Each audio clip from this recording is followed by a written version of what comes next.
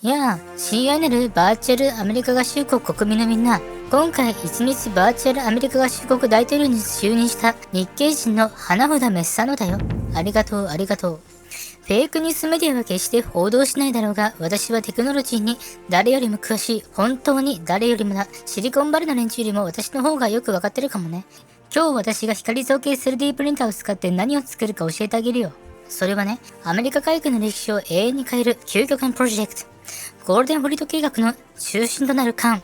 そう、トランプ級戦艦だ。いいかい？このトランプ級戦艦のスペックは信じられないほどにトレメンダス。素晴らしいんだ。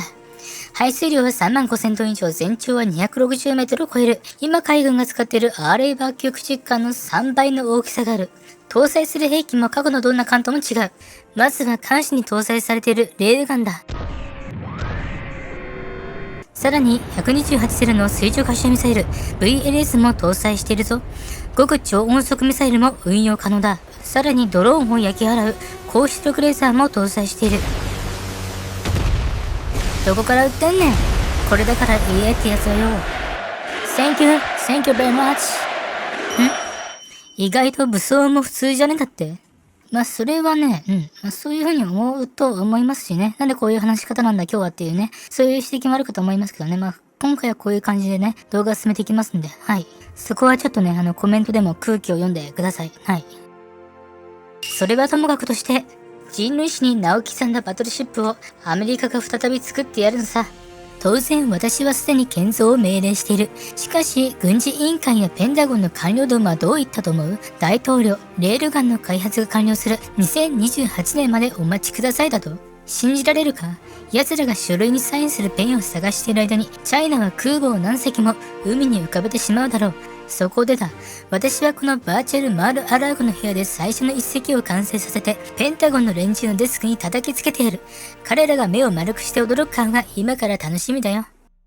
OK。それじゃあ今回使う CG データを見ていこう。これが CG ソフト上のトランプ級戦艦だ。2025年の発表から少し仕様が変わってるかもしれないが、まあ初期案ということでこのモデルでいきたいと思う。ああ、わかった。愛国者のみんなはもう完成品が見たいんだろ？それじゃあ見せてあげるよ。これがトランプ級戦艦だ。なんだこの完成品は。2020年の不正選挙のようにひどい。ああ、わかった。ラディカルレフトや議員の連中の妨害だな。だが愛国者のみんな、落ち着いてくれ。これはあくまでも 3GCG のデータをそのままプリンターに入れて印刷したものに過ぎん。これからじっくりと修正していけば全てがうまくいくんだ。もちろんプリンター自体には問題はない。これが偉大なる大統領ドナルド・トランプの頭の造形物だ。くそ、ここに下ろします。できてます。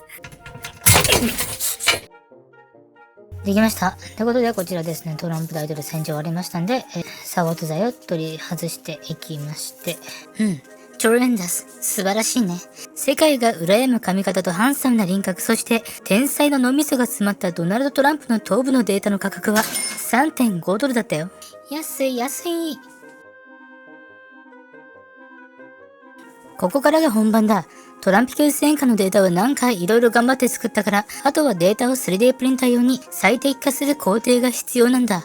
今はオートディスクのゲロを自動で吐きたくなるほど進化しないマヤでモデリングしているよ。オートディスクの連中は本当に強欲だ。毎年毎年信じられないほどに高額なサブスクリプション料金を請求してくる。しかもそれだけ巨額の金をむしり取っておきながら、ソフトは毎回バグまみれだ。ソ連のラーダ。東ドイツのトラバント、そしてオートディスクのマヤがそこに入るかもね。CEO を今すぐこの部屋に呼んでくれないか？私が You are fired。お前はクビだと言ってやるよ。ああ、愛国者のみんな、残念なお知らせだ。これからトランプ級戦艦の船体を切断していく。トランプ級戦艦は全長が270メートルもある。あのバトルシップヤマトよりも長いサイズだから、一度でプリントすることはできないんだ。また内部は中空にしておく。これをしなければ重量が重くなってしまって、それだけでプリントに失敗してしまう。それに材料も無駄になってしまうだろうからね。はい。で、一応いろいろできましたね。こちらがトランプ級戦艦になっております。はい。これいいでしょ、これ。ゴールデンフリート計画ってことね。トランプクラスバトルシープ。金塊の形にしてみました、これ。めっちゃ良くないこれ。で、ここでいつものようにね、ここで、これで、ダボでね、こういう感じで接着できるような感じになっております。で、レールガンがあって、これが手法ですね。この完璧な 3D データはバーチャルアメリカ海軍の最高機密だ。だが心配するな。セキュリティは万全だ。私はこのデータのバックアップが入ったハードディスクをマル・アラーゴの金色の便器のすぐ横の段ボールの箱の中に厳重に保管してある。FBI がどれだけガサ入れに来ようが、私が金色の便器に大便を噴射している時でさえもデータを盗むことは誰にもできん。世界一安全な場所なんだ。ここからはプリンターにどうやって層を積み重ねていくかという指示をしていく。だがこのアプリ、なんだか怪しいな。チツボックス？調べたらこのソフトを開発しているのは中国の深センの会社だ。チャイナ。中国人にあらかじめ伝えておく。習主席、データを盗んでも無駄だ。残念だが君の国のテクノロジーじゃ、この美しい戦艦は作れないとね。この棒のようなものがサポート材だ。これがないとうまくプリントすることはできないが、後で処理が大変なんだ。本来ならばもっと船体を垂直にしてしまうのが一番綺麗にプリントできる方法ではあるんだけれども、それだと時間がかかりすぎるからね。今回は一応妥協しておこう。ということでレジンを注入していこう。今回はフローズン社の純正レジンを使っていくぞ。おう。光造形 3D プリンターはプリントに時間がかかるんだ。4時間、5時間。ああ、バイデン。3P 上の昼寝の時間にぴったりの長さだな。しかし退屈な時間だ。3D プリンターのプラットフォームが上下に動くだけのアダルティな動画に何の需要があるんだい？これもうダメだ、失敗して。これはひどい。完全に失敗だ。ワシントン DC に救う沼、ディープステートそのものじゃないか。信じられない。レジンバトのネジを取り付けるのを忘れていた。いや、きっとバーチャルワシントン DC の腐敗した官僚どもの仕業かもな。彼らは毎日環境だの SDGs だのと綺麗事を言っておきながら、裏では 3D プリンターのレジンバットのネジを取る作業をしているに違いない。さらに悪いことは続く。レジンバットのフィルムに穴が開いて、レジンが漏れ出してしまったんだ。最悪だ。メキシコの国境よりも簡単に破れるなんて、カマラ・ハリスがこの国境を管理しているんじゃないのか？この高くて脆弱な LCD パネルが破損したらどうするんだ？漏れ出してしまったレジンはアルカリ電解水と溶状を使って処理をしていく。まったくこんなことになるなんてね。最悪。ここで水滴が仕方ない。レジンバットの穴の確認は水を使って行う。画面では見づらいがやはり少し漏れ出してるみたいだね。しかし問題はこのレジンバットの大きさだ。なんとその辺にいるおまんじゅうよりも大きいんだ。これは交換が大変そうだな。だからこれを交換しなきゃいけないんですよね。で、データのこれも、これ。もう人生の卒業証書じゃないですよ、皆さんね。そして FEP フィルムを買ってきた。まあ厳密に言うとこれは最新版の ACF フィルムというものだ。2万円しました、皆さん。これ。ガチでちょっとね、経済的にやばいよね。これがどんだけめんどくさいことかさ、皆さん知ってます？これ全部これ、外さなきゃいけないのね。おい、ネジの数が多すぎるぞ。1本、2本、3本。何本あるんだ。3P 上なら最初の3本のネジを外した時点で居眠りを始めてレジの海に顔を突っ込んで後で救助が必要だろうね。だが私は絶対に諦めない。何度失敗しても蘇る。それが真のアメリカンな愛国者なんだ。フレームを外してそのフレームのネジも外してフィルムをつけてまた戻していく。これでようやくレジンバットの整備が完成した。まったく作品を作っているのか機材を修理しているのか、どっちが動画の主役かわからなくなってきたよ。データにもポリゴンにいくつか問題があったので修正していく。より 3D プリンターに適した状態になったと思うよ。そして分かってしまったよ。マヤの問題点が。もともとがカナダ産だからだ。もしカナダが正式に合衆国の51番目の州になれば、私がイーロンと同時にマヤのメニューの 80% をカットさせる。そしてマヤからマガに名前を変えさせるんだ。どうだい？抜群のネーミングセンスだろ。ということでプリント再開だ。また 4,5 時間も待たなきゃいけないのかい？ 5 時間もあるならば3P 以上もアイスクリームを2つくらいは食べることができる時間じゃないか。私の友人のドナルドは30分の昼食でフィレオフィッシュを2つ食べた後野菜も取りたいからビッグマックを2つ食べるよ。そしてマックシェイクのチョコレートを流し込むんだ。合衆国を支えるタフな男だったらこれくらいは食べないとね。よし、ようやくプリントが終わったぞ。カバーを開けて早速確認してみよう。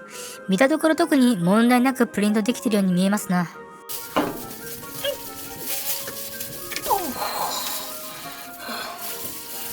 よし、これで収穫も完了だ。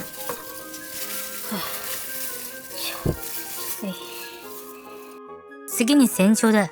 私は IP は使わない。アルコールは取らない主義なんでね。ここは別の洗浄機を2種類使って腐敗した官僚の沼とともにレジンも落としてやったんだ。ふう、なかなか大きな代償があったな。tremendous。素晴らしい。これ取っちゃう。抜きます。はい。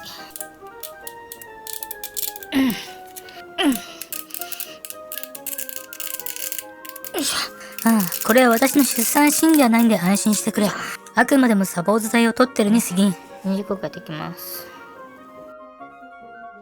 あとはこれを二次硬化していく。まあ30分くらいは回しておこう。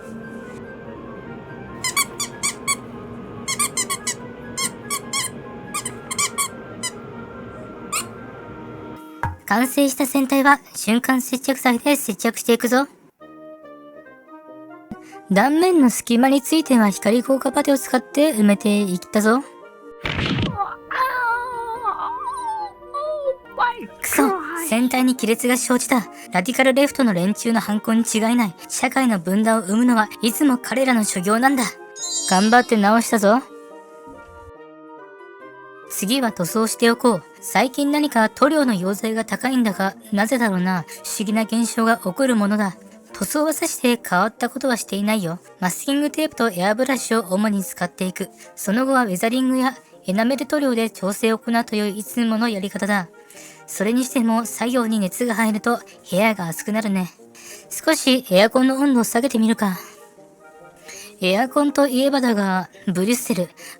EU の本部のことだよ。あそこは本当にひどいな。EU のビルは1階から7階にいる一般職員たちのフロアではエアコンを止めて、8階以上にいる偉そうに説教ばかりしてくるエリート官僚どもの部屋は、キンキンに冷えたままにしているんだ。彼らはいつも地球を救え、二酸化炭素を減らせと我々に説教してくるくせに、自分たちだけは涼しい部屋でキャビアを食べているんだ。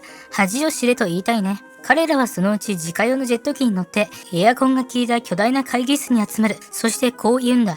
ヨーロッパが暑いのはアメリカ人のエアコンの排熱が影響している。アメリカ企業に制裁金だってな。信じられないほどストゥピッド。バカで間抜けだろ。だがここは落ち目の EU じゃない。自由で偉大なるアメリカだ。我々には無尽蔵の石油と天然ガスがある。ドリル、ベイビードリル。掘って掘って掘りまくれだ。私は今この部屋のエアコンを16度に設定してやる。北極よりも冷やしてやるのさ。これができるのがアメリカ合衆国。そして、これを決断できるのは史上最高の一日大統領である、この私だけだ。愛国者のみんな、この美しい戦艦を見てくれ。私が自らの手で作り上げた史上最強のトランピクス戦艦だ。愛国者のみんな、誰がこの戦艦を一番気に入るかわかるか？偉大な友人、心臓だ。日本の首相だよ。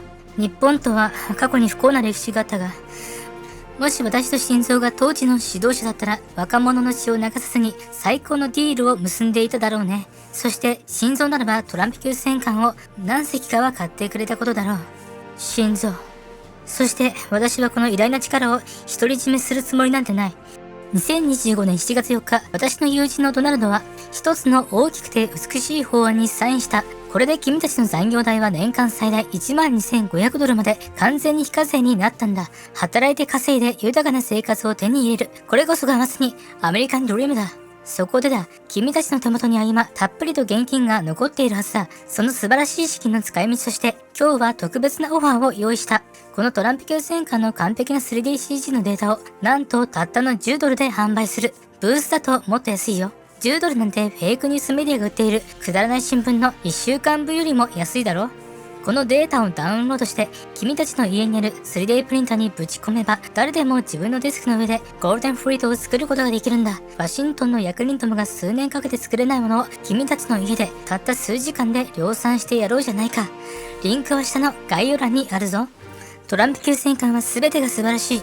完璧な武装、完璧なエアコン、そして完璧な一日大統領。Make the Navy and America great again. Thank you. God bless America.